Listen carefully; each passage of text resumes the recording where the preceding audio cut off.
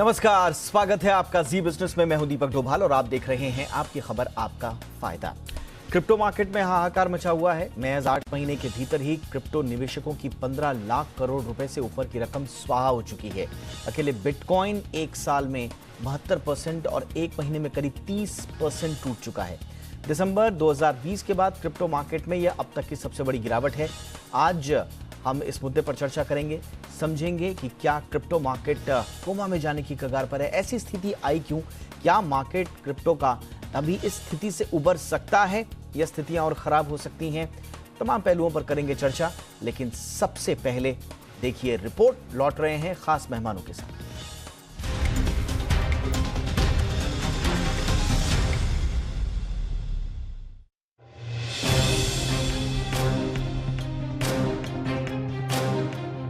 Crypto market में मानो भूचाल आ गया है। निवेशकों में हाहाकार मचा हुआ है। क्रिप्टो करेंसी इस कदर टूटता जा रहा है कि महज 8 महीने में ही दुनिया भर के निवेशकों के करीब 15.5 लाख करोड़ रुपए स्वाहा हो चुके हैं।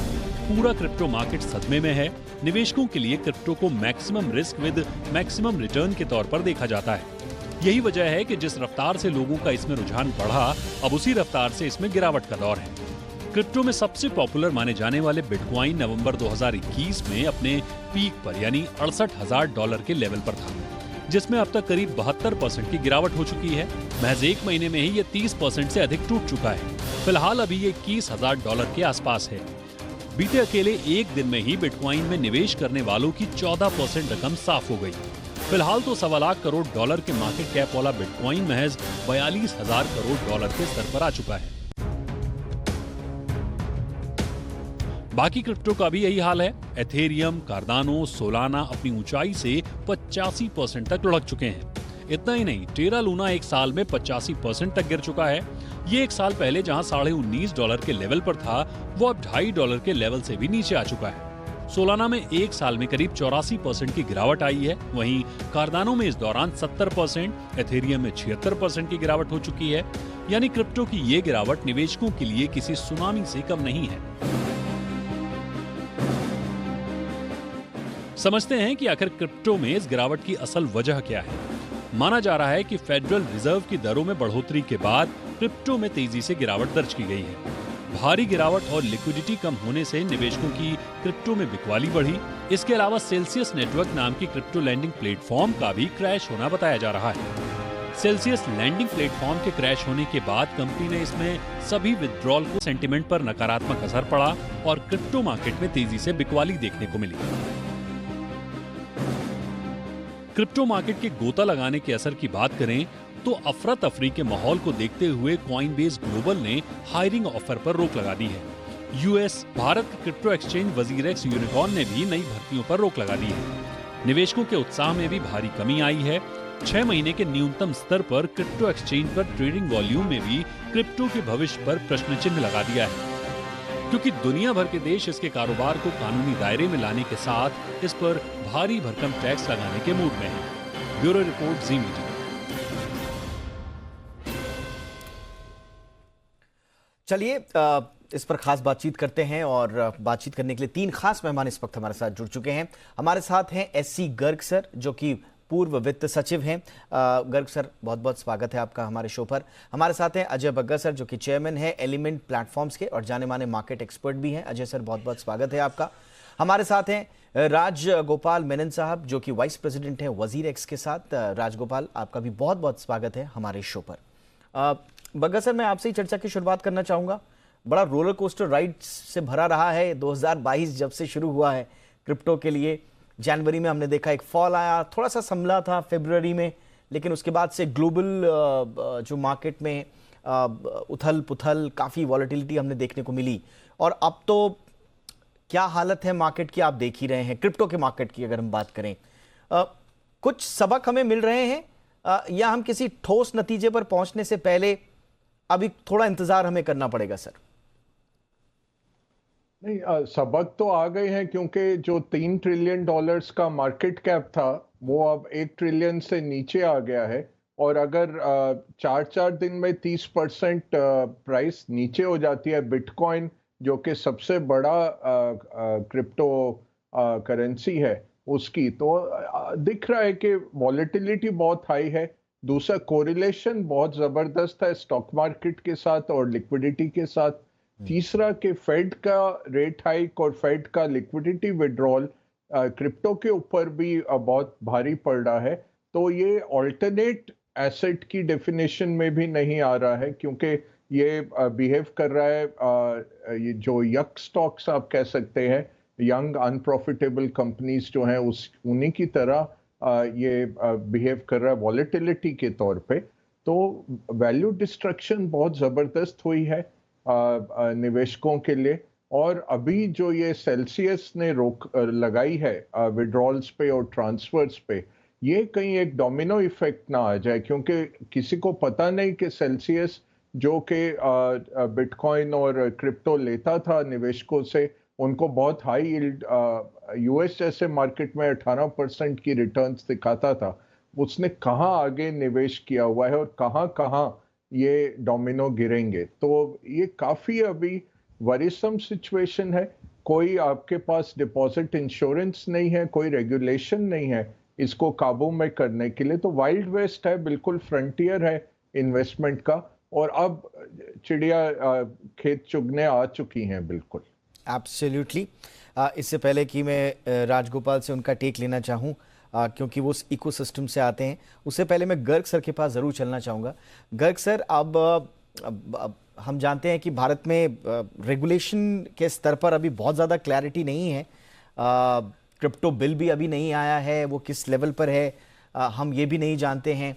बहुत सारी अनिश्चितताएं हैं रेगुलेशन के लेवल पर भी, और ऐसे में क्रिप्टो करेंसी के मार्केट में इतना बड़ा क्रैश आना और इतनी ज़बरदस्त वॉलेटिलिटी हमको जो देखने को मिली है, क्या क्रिप्टो की रेगुलेशन का जो मार्ग हम आगे बढ़ना चाह रहे थे उसमें गंभीर चुनौतियां सरकार के सामने भी पेश हो रही हैं?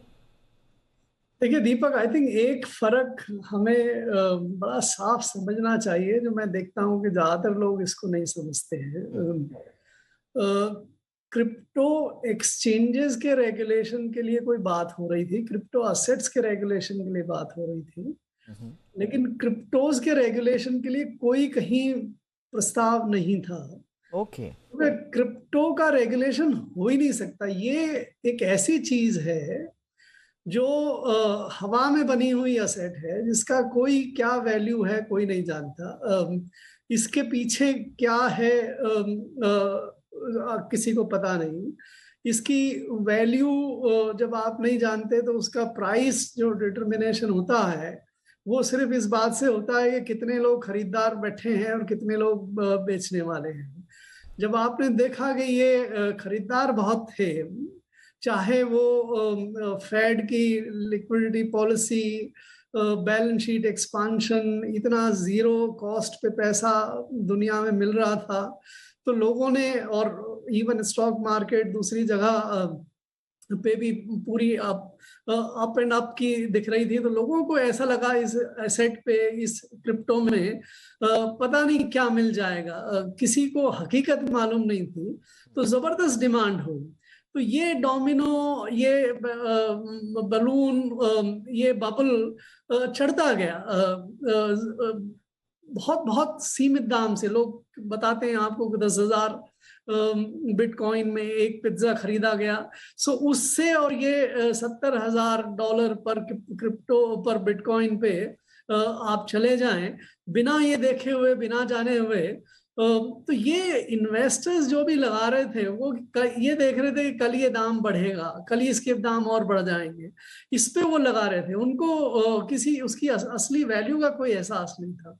अब जब मार्केट रिवर्स हो गया, जो लिक्विडिटी रिवर्स हो गई, अवेलेबिलिटी ऑफ पैसा रिवर्स हो गया, स्टॉक मार्केट्स में भी गिरावट आने लगी है, तो अब दूसरे साइड में लोग चाहते हैं कि जल्दी से जल्दी इससे निकला जाए। एंड ऐसी स्थिति में ये क्रैश होना वाजिब है। मुझे कोई सिंपैथी इन्वेस्टर से नहीं है। आप शुरू में कह रहे थे कि 15 लाख करोड़ रुपया कितना नुकसान हो गया। तो जो ऐसे रिस्की गेम्स में स्पेकुलेट करते हैं, खेलना चाहते हैं, वो बहुत जल्दी रिच भी बन रहे थे, तो वो बहुत जल्दी अब गिर के पॉपर्स भी बन जाएंगे। एंड ये बट एक चीज अच्छी होगी जो हमें देखना चाहिए, जैसे ये .com बबल आया, तो उसमें लोगों को पता नहीं लगा कि क्या इसकी .com कंपनीज की क्या वैल्यूएशंस हो जाएंगी, बहुत बढ़ गई। बट उसके पीछे जो इंटरनेट टेक्नोलॉजी थी, जो वो टेक्नोलॉजी सरवाइव की, और उसमें आज दुनिया के बहुत बेहतर बिजनेसेस बने हैं। अब आज भी यही होगा मेरी नजर में कि ये जो आपकी ब्लॉकचेन और क्रिप्टोग्राफी टेक्नोलॉजी है, डिसेंट्रलाइज्ड लेजर टेक्नोलॉजी है, ये सरवाइव करेगी और अब ये रियल बिजनेसेस बनाएगी। उस पर हमें ध्यान देना चाहिए। आई थिंक आने वाला समय में ये एक बहुत पावरफुल मीडियम रहेगा, बिटकॉइन क्रिप्टोग्राफी टेक्नोलॉजीज। इसको भूलिए ये क्रिप्टो करेंसीज में किसको क्या फायदा हो गया, नुकसान हो गया, अभी तो ये मेरे ख्याल से बाकी और गिरना बाकी है। ये वैल्यू का कोई एहसास नहीं, कोई अंदाजा नहीं, तो इसकी चिंता करनी नहीं चाहिए। स्वाभाविक रूप से अब बहुत ज्यादा जिम्मेदारी आ जाती है मेनन साहब जैसे लोगों पर, कि वो इन्वेस्टर्स को, जिन लोगों ने हाई रिस्क जोन में होने के बावजूद इस ऑप्शन को चुना, जैसा कि सर बता भी रहे हैं। लेकिन मेनन साहब कैसे समझाएंगे निवेशकों को, क्योंकि हमने देखा है, मैं जिस वॉलेटिलिटी की मैं बात कर ही रहा था, और कहा जाता है कि लूना टेरा क्रैश से जो है ये सारा का सारा माहौल शुरू हुआ, और जैसा कि बग्गा सर भी कह रहे थे कि कोरिलेशन है स्टॉक मार्केट से लेकर सब चीज़ों में, तो उसका हम देख रहे हैं कि खामियाजा। अब Terra coin sir 18 billion before crash का इसका मार्केट कैपिटलाइजेशन था, उसका क्या हाल है आज हम सब देख रहे हैं। तो एविडेंट है सर बहुत सारी चीजें जिनको लेकर आशंकाएं पहले ही जाहिर की जा रही थी क्रिप्टो को लेकर, लेकिन आप कैसे भरोसा देंगे निवेशकों को कि सब ठीक ठाक हो जाएगा? दीपक जी, पहले तो we'll have to understand that ये this crash is not restricted only to crypto. ये पूरे सब सेक्टर में है। तो अगर आप देखा जाए तो जनवरी से ही माहौल थोड़ा बिगड़ा हुआ था। जैसे गर्ग साहब बोल रहे थे, एक्सेसिव लिक्विडिटी जिसकी वजह से इन्फ्लेशन हाई हो गया, जिसकी वजह से फेड ने इंटरेस्ट रेट्स बढ़ा दिए, which is affected all industries. तो आप वैसे देखें तो नेटफ्लिक्स जैसे company, all of us know Netflix is down by 75% in the last 6 months। आप नेटफ्लिक्स की क्यों बात करें, अगर आप इंडिया में देखें तो Zomato which is a tech stock और यार a delivery stock is down by 50% in the last 6 months. So the markets are down across sectors. So to single out Bitcoin and say that, you know, itna gehra utar hua hai, it won't be fair, because tech stocks have been affected the world over. That is the first point that I would like to make. Second is that volatility इस sector में इतनी ज़्यादा है क्योंकि ये 365 days चलता है और 24/7 चलता है। तो whatever action that happens in one part of the world triggers off a domino effect that affects every other market across the world. तो इसकी वजह से the volatility is always there. तो अगर आप वैसे देखा जाए तो this people who are in it, a fraction of the people are in it, know that there is risk. हम लोग कैसे समझाते हैं कि आप इस पे this is a high risk asset. हम लोग का एक एजुकेशन प्रोग्राम है, काफी टाइम से चालू है। हम लोग ये बताते हैं कि आप इतना ही निवेश करिए which you can afford to lose. अगर आप वीकेंड्स पे पार्टी पे जाते हैं, वो पार्टी आप क्रिप्टो में डालिए। So invest sensibly, invest with a long term horizon. अगर आप ये देखेंगे कि पिछले 10 साल में बिटकॉइन का रेट ऑफ रिटर्न सबसे ज्यादा रहा है, 200% rate of return every year for the last 10 years। तो आप एक लॉन्ग टर्म होराइजन देखेंगे तो crypto has given you the maximum rate of return. तो you have to be a little sensible about it. Invest in cryptos जिनका एक plan है, that have been around for a long time and with a long term horizon, तो you will be better off than just taking a तुक्का on any market. तो वैसे stock markets में भी है ना penny stocks which go up and down rapidly, वैसे crypto में भी है a lot of projects which are not advisable अगर आपने ठीक से रिसर्च नहीं किया है तो। बग्गा सर, जैसा कि मेनन साहब ने कहा कि जनवरी से जो ट्रेजेक्ट्री हमने डाउनवर्ड्स देखी, उसके पीछे के जो दूसरे कारण थे जिनकी वजह से अन्य मार्केट्स में भी और कंपनीज के परफॉर्मेंस पर जो दूसरे जो फैक्टर्स असर डाल रहे थे, उसी क्रम में क्रिप्टो मार्केट में भी ये उथल पुथल आई है। इसलिए वो कह रहे हैं कि बहुत ज़्यादा निराश होने की आवश्यकता नहीं है। आप क्या कहेंगे सर? देखिए, कुछ भी अगर आप लोगों को इन्वेस्टमेंट के तौर पे ऑफर कर रहे हैं तो उसको हमें रेगुलेट करना पड़ेगा। क्रिप्टो को ऐसे डिजाइन किया गया कि ये द अनबैंक है। अभी सेल्सियस का जो मार्केटिंग था कि welcome to the unbanked, unbanked yourself, और आज पता नहीं वो पैसे हैं भी कि नहीं, कितना उधर घोटाला हो गया, कितना उधर लॉस हो गया, किसी को नहीं पता, और बिलियंस ऑफ डॉलर्स है और ऐसे डोमिनो शुरू होता है। तो कॉन्टेजियन जब आता है वो पता नहीं लगता मार्केट में कहां से आता है। और जब उसके साथ क्वांटिटेटिव टाइटनिंग हो रही है, इंटरेस्ट रेट बढ़ाए जा रहे हैं। अभी देखिए आपातकालीन बैठक हो रही है यूरोपियन सेंट्रल बैंक की, क्योंकि वो फ्रेगमेंटेशन हो रहा है कि इटली के बोरोइंग कॉस्ट और जर्मनी के बोरोइंग कॉस्ट के बीच में जो डिफरेंस इतना बढ़ गया।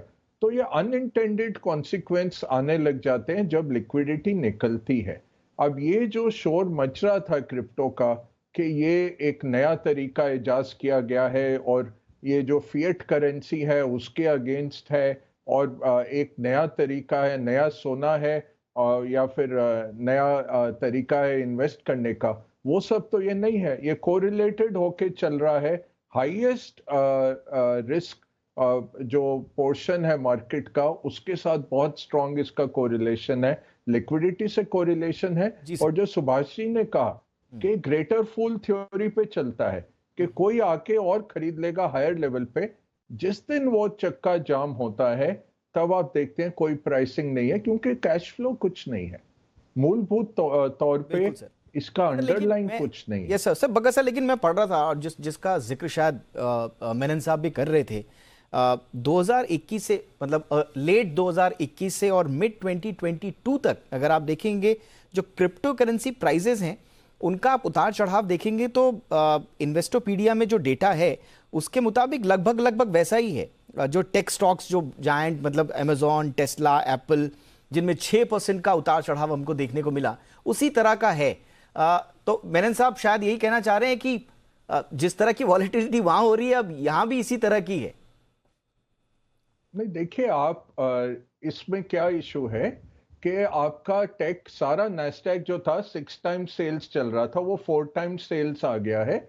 उसका कुछ लेवल है, प्राइस टू अर्निंग है 40 पे आ गया है। क्रिप्टो का प्राइस टू अर्निंग कैसे बनाते हैं?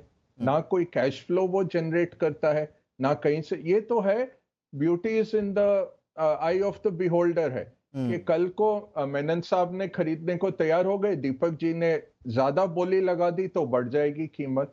तो ये कब तक बढ़ेगी? और ये एक एक डिनर लगा के पूरे दुनिया को हम बेच देंगे कि 1,000 आप सब डाल दीजिए, ऐसे तो इन्वेस्टमेंट नहीं बनता है ना। क्योंकि जब लोगों के पैसे डूबेंगे तब सरकार को ब्लेम करेंगे, ये तब कोई नहीं बोलेगा कि लालचवश हम इसके अंदर घुसे। मेनन साहब, पैसे ऐसे वैसे नहीं डूबे हैं, जैसे मैंने आपको लूना का एग्जांपल ही दिया था, 99.9% ऑफ इट्स वैल्यू खत्म हो गई सर, 99.9%। बड़ी कोशिश भी की इन्होंने, मेरे ख्याल से जो टेराफॉर्म लैब्स है, जो शायद टेरा के पीछे जो कंपनी है, उसने एक प्लान भी लाया था कि हम पूरा का पूरा बिटकॉइन रिजर्व जो है बेच देंगे ताकि जो है वो $1 का जो पैग है उस तक हम पहुंच जाएं, लेकिन ऐसा वो नहीं कर पाए। 40 बिलियन क्रिप्टो मार्केट से स्वाहा हो गया सर। अब ये कोई छोटी मोटी वॉलेटिलिटी तो सर नहीं कहेंगे ना इसे, इसमें तो मतलब 100% आपका पैसा जा रहा है। बिल्कुल, आप बिल्कुल सही कह रहे हैं दीपक जी। काफी $40 billion is the right number, but आपको ये समझना होगा कि इन द लास्ट 10 years जो of bitcoin has fallen 7 times 50% से ज्यादा। हमेशा the swings of Bitcoin, if you can use Bitcoin as a proxy for crypto for the time being, 7 times it has fallen, and one time it is lost over 90%. That was early 2011. But that is so मैं ये कहना चाहता हूं कि ये category ही ऐसी है जो काफी volatile है, and there is no denying that.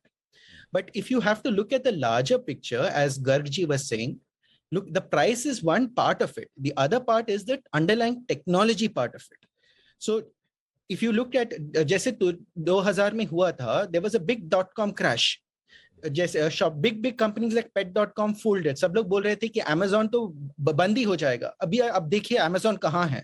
तो this whenever there is a crash or whenever there is a big fall in the prices of any sector, all the smaller players, people who don't have a good business plan will definitely get washed out. वो उसमें कोई ये ही नहीं है, doubt नहीं है.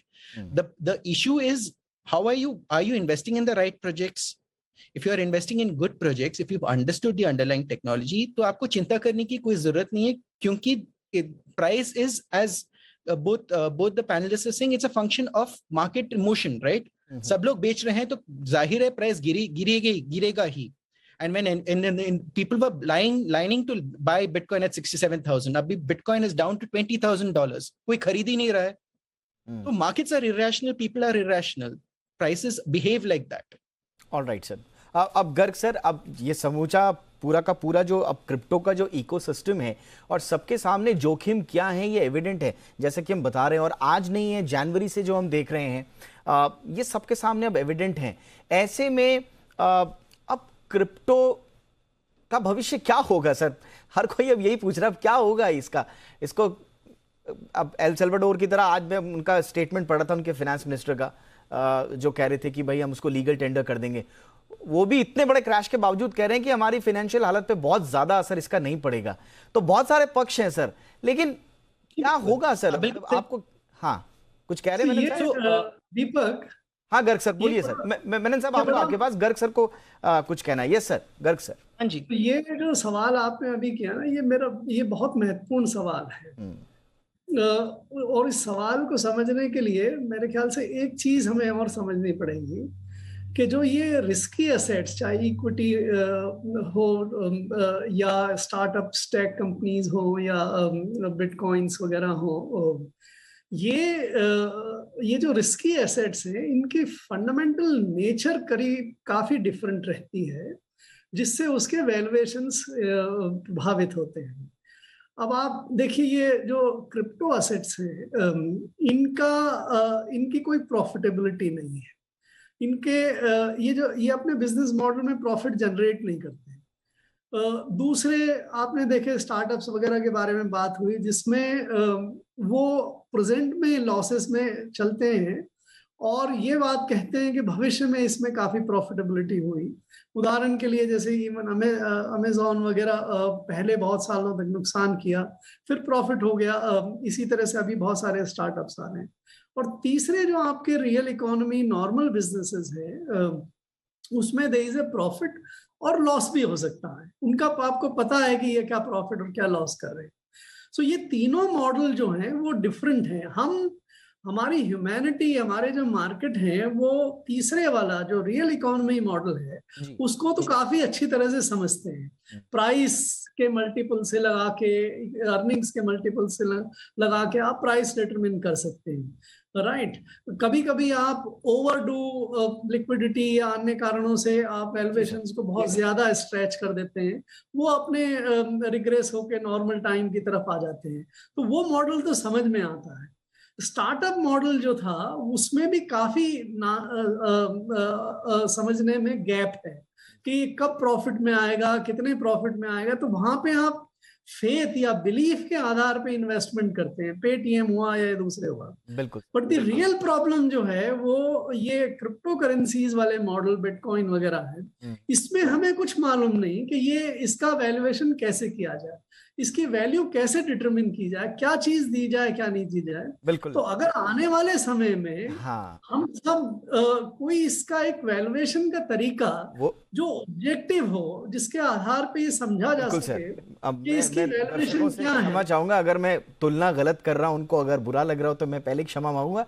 लेकिन ये स्थिति वही बन रही है कि अगर आपको गंगा को साफ करना है तो फिर आपको गोमुख से लेकर कहां से गंगा निकल रही है और उसका पैसेज क्या है, सब जगह आपका पता होना चाहिए. अब क्रिप्टो के बारे में ये कि गोमुख क्या है, स्रोत क्या है, उसके बारे में पता कर पाना बड़ा मुश्किल है. लिहाजा इसके बारे में रेगुलेशंस या इसको रेगुलेट करना एक बहुत बड़ी टेढ़ी कील है.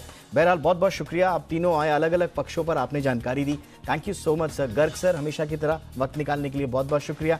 बग्गा सर, आप तो नॉलेज का खजाना है। Thank you so much again हमारे लिए वक्त निकालने के लिए। मेनन साहब, आपने भी वक्त निकाला, थैंक यू सो मच आपकी खबर आपका फ़ायदा से जुड़ने के लिए।